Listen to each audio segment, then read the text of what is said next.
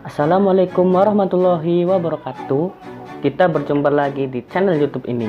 Jangan lupa tekan tombol subscribe dan nyalakan loncengnya. Perkenalkan, saya Zainal Musyarif, mahasiswa UIN Wali Songo, Semarang, program studi Akidah dan Filsafat Islam Angkatan 2019. Sebelum kita lanjut apa yang kita bahas, kita perkenalkan teman saya dulu ya. Cekidot.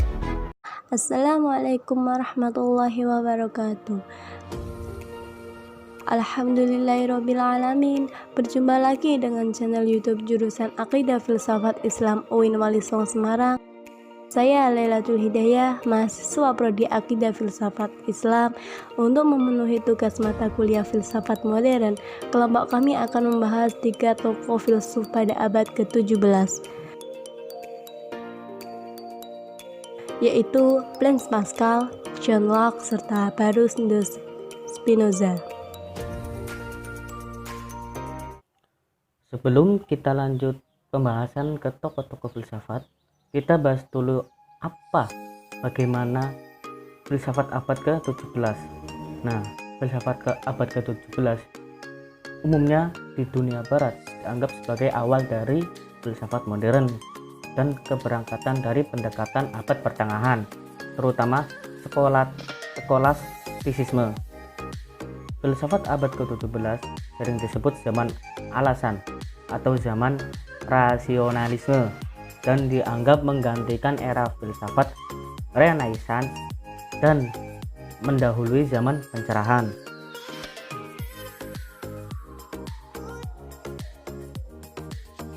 Di barat, filsafat abad ke-17 biasanya dimulai dengan karya René Descartes yang menetapkan banyak agenda dan metodologi bagi filsuf-filsuf setelahnya. Periode ini ditandai di Eropa dengan para pembangun sistem besar, filsuf-filsuf yang menciptakan sistem terpadu, epistemologi, metafisika, logika dan etika, dan sering juga ilmu politik dan fisika.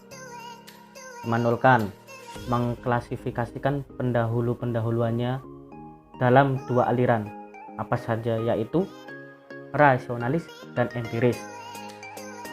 Dan filsafat modern awal kadang-kadang ditandai dengan konflik antara aliran-aliran itu.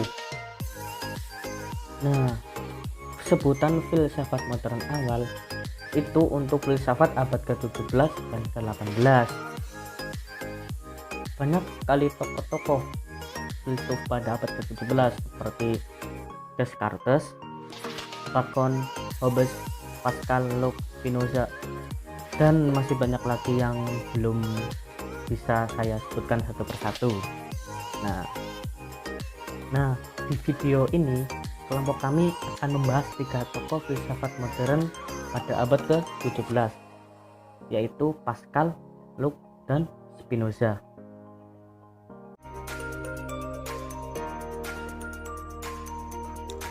Blaise Pascal, seorang filsuf pada tahun 1623 hingga 1662 Masehi. Filsuf ini berasal dari Prancis. Ia mempunyai hobi dalam bidang matematika serta geometri.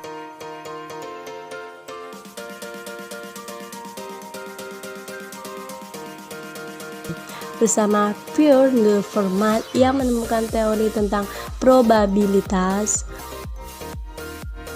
Pada masa mudanya, Pascal lebih mengetahui banyak dalam bidang ilmu pengetahuan serta ilmu terapan.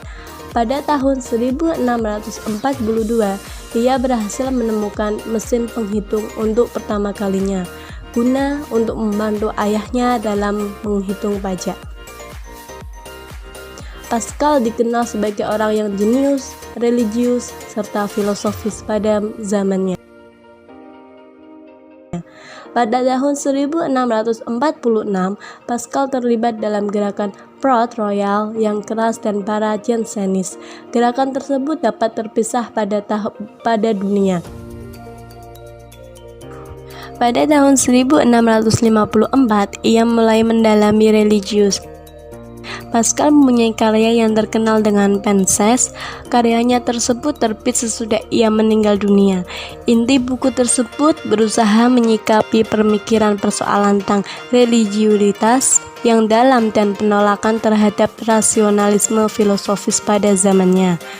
Pascal salah satu tokoh filosof yang menganut rasionalis, yang dimana aliran tersebut mengedepankan pemikiran, akal, serta rasio. Ia menulis beberapa pemikiran yang luar biasa mengenai pondasi matematika. Ia tetap menyadari pentingnya topik dalam manusia yang sangat sering diabaikan oleh para filsuf pada zamannya. Pascal menganggap penyikapan personal sebagai basis bagi wawasan yang paling mendalam. Dengan segala kekurangan serta kelebihannya dalam beberapa pemikiran yang tertuang dalam Penses yang mencoba menghadirkan pengkajian religius, eksplorasi ilmiah, serta matematis. Hal itulah yang menjadikan salah seorang intelektual yang hebat dan terkenal pada abad ke-17. Tokoh filsuf yang kedua yaitu John Locke pada tahun 1632 sampai 1704. Locke lahir di Inggris pada tanggal 29 Agustus 1632 dan meninggal pada tanggal 28 Oktober 1704. Ia sering disebut sebagai tokoh yang memberikan titik terang dalam perkembangan psikologi. Teori yang sangat penting darinya adalah tentang gejala kejiwaan, bahwa jiwa seseorang dilahirkan dalam keadaan masih bersih bagaikan sebuah tabula rasa. Filsafat Locke adalah antitesis pemikiran Descartes. Menurut Locke, pemikiran Descartes mengenai akal budi kurang sempurna. Locke menyarankan sebagai akal budi dan spekulasi abstrak, kita masih menaruh perhatian serta kepercayaan pada pengalaman fenomena alam yang terjadi pada panca indera. Pemikiran Locke bukanlah sesuatu yang pasif terhadap segala sesuatu yang datang dari luar. Beberapa aktivitas berlangsung dalam pemikiran. Gagasan yang didapat dari panca indera diolah dengan cara berpikir, menalar, mempercayai, serta meragukan, dan inilah akhirnya disebut dengan aktivitas merenung atau perenungan. Locke adalah tokoh yang membawa aliran empiris dalam filsafat. Melalui tradisi empiris di Inggris, berkembang ke penjuru dunia semenjak era Plato. Tradisi ini dibuang di negeri barat. Uskup Irlandia George Berkeley dan filsuf Skotlandia David Hume, nama-nama tersebut adalah pengikut aliran Locke.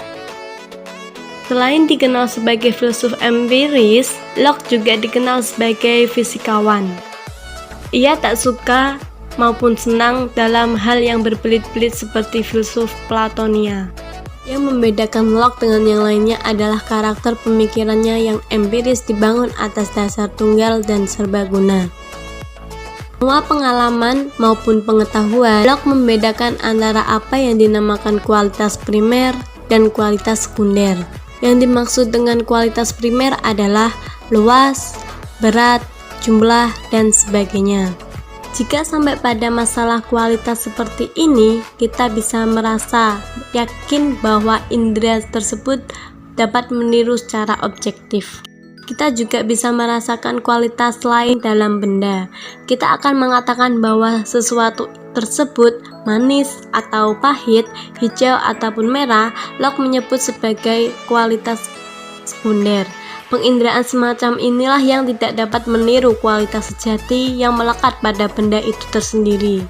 Ajaran Locke tentang etika juga menarik untuk disimak, terutama terkait pada poin umumnya tentang bagaimana manusia berperilaku dan bagaimana seharusnya manusia berperilaku.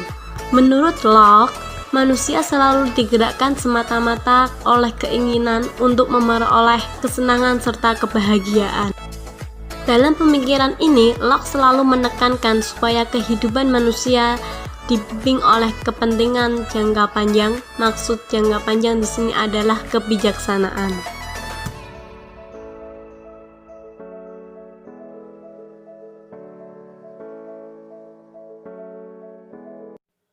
Tokoh filsuf yang ketiga yaitu Spinoza. Spinoza atau nama lengkapnya yaitu Baruch de Spinoza, lahir dan besar di Belanda pada tanggal 24 November 1632 dan meninggal pada tanggal 21 Februari 1677. Spinoza meninggal pada usia 44 tahun karena penyakit TBC paru-paru yang telah lama ia derita. Ia adalah seorang filsuf keturunan Yahudi Portugis berbahasa Spanyol. Pemikiran Spinoza berakar dalam tradisi Yudaisme. Pemikiran Spinoza yang terkenal adalah ajaran mengenai substansi tunggal, Tuhan atau alam. Hal ini ia katakan karena baginya Tuhan dan alam semesta adalah satu dan Tuhan juga mempunyai bentuk, yaitu seluruh alam jasmania. Oleh karena pemikirannya ini, Spinoza pun disebut sebagai penganut panteisme monistik, yang secara harfiah artinya Tuhan adalah semuanya dan semua adalah Tuhan. Ini merupakan sebuah pendapat bahwa segala barang merupakan Tuhan abstrak imanen yang mencakup semuanya, atau bahwa alam semesta atau alam dan Tuhan adalah sama. Adapun maksud dari monistik adalah konsep metafisika dan teologi bahwa hanya ada satu substansi dalam alam. Pandangan Spinoza mengenai substansi tunggal merupakan tanggapannya atas pemikiran Descartes tentang masalah substansi dan hubungan antara jiwa dan tubuh. Dalam filsafat Descartes terdapat sebuah permasalahan, yaitu bagaimana Tuhan, jiwa, dan dunia material dapat dipikirkan sebagai satu kesatuan utuh.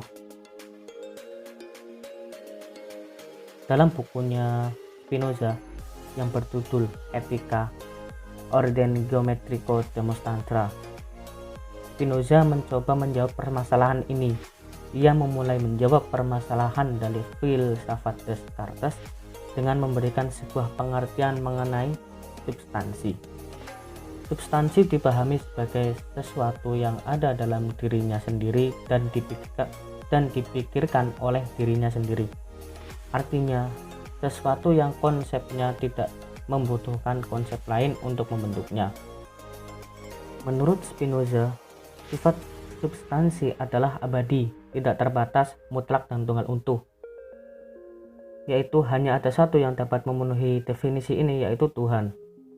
Hanya Tuhan yang memiliki sifat yang tak terbatas, abadi, mutlak, tunggal, dan utuh. Selain itu, Spinoza juga mengajarkan apabila Tuhan adalah satu-satunya substansi, maka segala yang ada di dunia ini harus dikatakan berasal darinya, berasal dari Tuhan. Hal ini berarti semua gejala pluralitas dalam alam, baik yang bersifat jasmania, yaitu seperti manusia, flora dan fauna, bahkan binatang, maupun yang bersifat rohania, perasaan, pemikiran, atau kehendak, bukanlah hal yang berdiri sendiri, melainkan tergantung sepenuhnya dan mutlak pada Tuhan. Untuk menyebut gejala ini, Spinoza menggunakan sebuah istilah, yaitu modi. Apa itu modi? Modi merupakan bentuk atau cara tertentu dari keluasan dan pemikiran. Dengan demikian, semua gejala dan realitas yang kita lihat dalam alam hanyalah modi saja dari Tuhan sebagai substansi tunggal. Dengan kata lain, alam dan segala isinya adalah identik dengan Tuhan secara prinsipil. Kata kunci pemikiran ajaran Spinoza adalah Deus sive natur, yaitu Tuhan atau alam. Yang berbeda dari ajaran ini adalah istilah dan sudut pandangnya saja. Sebagai Tuhan, alam adalah natura naturans, yaitu alam yang melahirkan. Natura naturans dipandang sebagai asal-usul, sebagai sumber pemancaran, sebagai daya pencipta yang azali. Sebagai dirinya sendiri, alam adalah natura naturata, yaitu alam yang dilahirkan. Sebuah nama untuk alam dan Tuhan yang sama, tetapi dipandang menurut perkembangannya, yaitu alam yang kelihatan.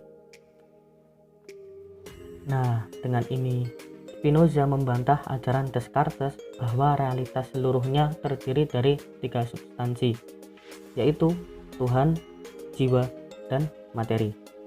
Bagi Spinoza, hanya ada satu substansi saja, yakni Tuhan.